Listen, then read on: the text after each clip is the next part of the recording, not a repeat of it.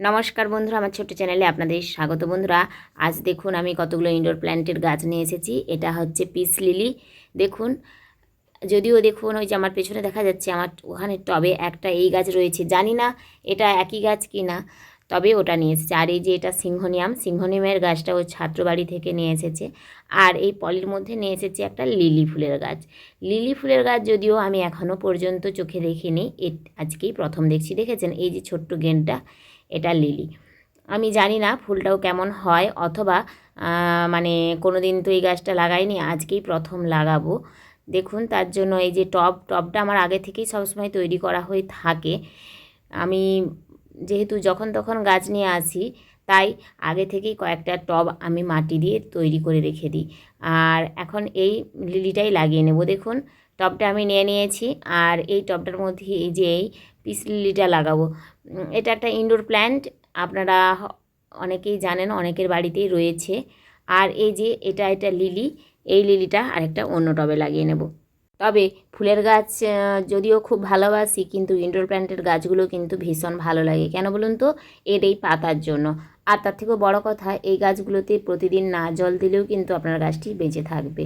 মানে যেহেতু ছায়ার গাছ, আপনি যদি না রোদে রাখেন, আপনি যদি আপনার ঘরের ভেতর রাখেন, তাহলেও গাছটাকে বাঁচানো যায়। আর ঘরের ভেতর রাখলে তো সপ্তাহে একদিন করে জল দিলেই গাছটা কিন্তু বেঁচে থাকবে।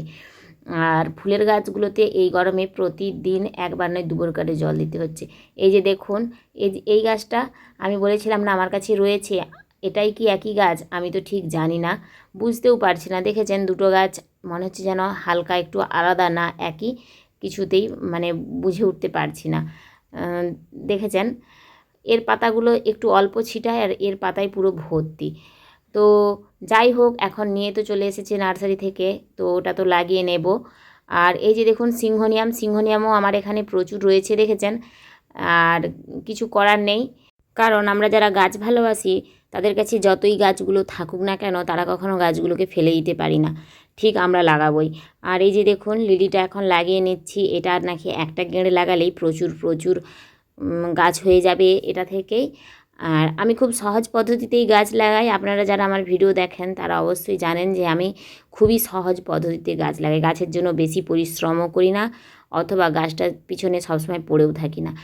এই লাগিয়ে দিলাম, এবার জল দেব। মাঝে হয়তো কখনো মন গেলে একটু খোল ভেজানো জল অথবা সবজি পচা তরল সার দিয়ে দেবো, ব্যাস এতটুকুই। গাছের জন্য যে সব সময় গাছটা নিয়ে পড়ে থাকবো এমনটা নয়। তবে ইনডোর প্ল্যান্টের যে এই যে গাছটা আগে যে দেখালাম, সেটারও দেখলাম পাতা কয়েকটা চুঁয়ে গিয়েছে। আর এটা যে নার্সারি থেকে নিয়ে এসেছে, এটারও দেখুন পাতাটা চুঁয়ে গিয়েছে। আসলে এটা প্রচণ্ড তীব্র গরমের জন্য আর রোদে গাছগুলো রয়েছে, সেই জন্যই।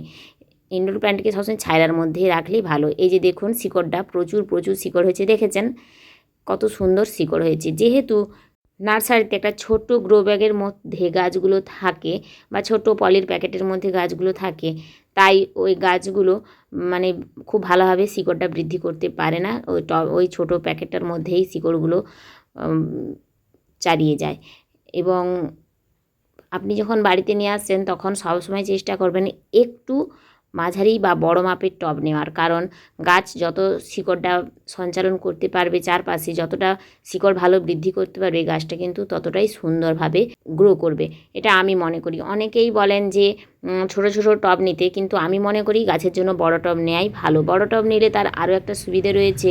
ছোট টবে আমাদেরকে এই গ্রীষ্মকালে 2-3 বার করে জল দিতে হয়, কিন্তু বড় টবে সেটা হয় না। আপনি একবার জল দিলেই আপনার মাটিটা কিন্তু ভেজা থাকে। আর তাছাড়া শিকড়টাকেও তো বৃদ্ধি করতে দিতে হবে, তাকেও তো জায়গা দিতে হবে, নাহলে গাছটা ওপরে বৃদ্ধি পাবে কেমনভাবে। গাছটার নিচের দিকে তার শিকড়টা যতটা বৃদ্ধি করতে পারবে, আমি মনে করি ওপরের দিকেও ততটা ডালপালা মিলে সেটা সুন্দরভাবে বেড়ে উঠবে। তাই টব নির্বাচনের সময় সবসময় অন্তত মাঝারি কিংবা একটু বড় টবই নির্বাচন করবেন। হ্যাঁ, যেগুলো ছোট ছোট স্নেক প্ল্যান্ট বা ক্যাকটাস লাগাচ্ছেন, সেগুলোর জন্য আপনি ছোট টব নেবেন, কারণ সেগুলো তো ক্যাকটাসগুলো খুব একটা বড় হয় না, খুব ছোটোই থাকে। তাই সেগুলোর জন্য আমিও সবসময় ছোট ছোট টব নিয়ে থাকি। এবং যখন ছোট্ট একটা চারা গাছ লাগাবো, তার জন্য ছোট টব নিয়ে থাকি। কিন্তু যখন এই জাতীয় গাছগুলো লাগাই, বা যেই গাছগুলো একটু বড় হবে বা অনেক ফুল দেবে, সেসব গাছগুলোর জন্য আমি সবসময় একটু বড় টবই নির্বাচন করি। দেখুন গাছগুলো তো লাগানো আমার হয়ে গেল। আর এই সিংহনিয়ামের গাছটা দেখুন লাগিয়ে নেওয়ার পর সত্যিই কিন্তু খুব ভালো লাগছে দেখতে। আপনারাও চাইলে আপনাদের বাড়ির চারপাশে যদি অল্প একটু জায়গা পড়ে থাকে সেখানে কিন্তু এভাবে কয়েকটি গাছ লাগিয়ে নিতেই পারেন। প্রত্যেকটি গাছের কিন্তু আমাদের জীবনে অনেক উপকারিতা রয়েছে। প্রত্যেকটি গাছ আমাদেরকে কিছু দিক বা না দিক অক্সিজেনটা তো দেয়, এবং এই যে সৌন্দর্য, এটা কিন্তু এর ভীষণ গুরুত্ব রয়েছে। ভীষণ ভালো লাগে, এই প্রাকৃতিক সৌন্দর্যটাই খুব মানে সবথেকে বেশি আনন্দদায়ক। অ্যাডেনিয়ামটা দেখেছেন এই গরমেও হচ্ছে কত সুন্দর অ্যাডেনিয়ামের ফুল। আর এদিকটাতে দেখুন হচ্ছে রজনীগন্ধা। দাঁড়ান আপনাদেরকে ভালোভাবে দেখাই।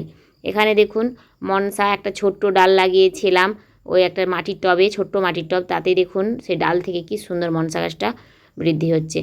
আর এই যে দেখুন রজনীগন্ধা বলেছিলাম, এই দেখুন দুটো স্টিক এসেছে এই গরমেও। আমি কিন্তু গাছের পিছনে খুব বিশেষ পরিচর্যা করি না, তারপরেও দেখুন গরমেও হচ্ছে রজনীগন্ধা।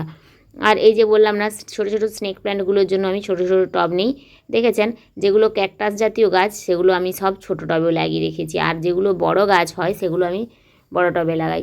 এই যে দেখুন এই একটা নতুন ক্যাকটাস, এটা ছোট্ট ডাল, ও ডালটাকে আমি লাগিয়েছি। আর এটা যত দোপাটি ফুলের চারা করে রেখেছি, সারা বছরই আমার এখানে হচ্ছে দোপাটি, দেখেছেন। আর সারা বছরই কিন্তু দোপাটিতে ফুলও হচ্ছে। আজকের মতো গাছ লাগানো তো কমপ্লিট, এবার গাছগুলোতে দিয়ে দেব জল। পর্যাপ্ত পরিমাণে জল দেবেন। গাছের বেঁচে থাকার আসল রসদ কিন্তু এই জল। কিছু সার দিন বা না দিন, ওই যে মাটিটার ওপর গাছটা লাগালেন এর উপর যদি আপনি প্রতিদিন ঠিকমতো জলটা দিয়ে রাখেন তাহলে আপনার গাছ তো বেঁচে থাকবে, এবং গাছ ফুল ফল সব কিছুই দেবে। তাতে আপনি কোনো সার না দিলেও গাছ কিন্তু অল্প পরিমাণে হলেও আপনাকে কিছু ফুল বা ফল দেবে, কারণ ওই মাটিটার মধ্যে যে গুণাগুণ রয়েছে সেটা থেকেই গাছ তার খাদ্য তৈরির উপাদান পেয়ে যাবে। এবার আপনি যদি একটু সার বীজ দেন তাহলে ভালোই হয়, তবে আমি কিন্তু কোনো সার বীজ প্রয়োগ করি না। দেওয়ার মধ্যে যদি দিতেই হয় তাহলে একটু খোল পচা জল দিই অথবা সবজি পচা তরল।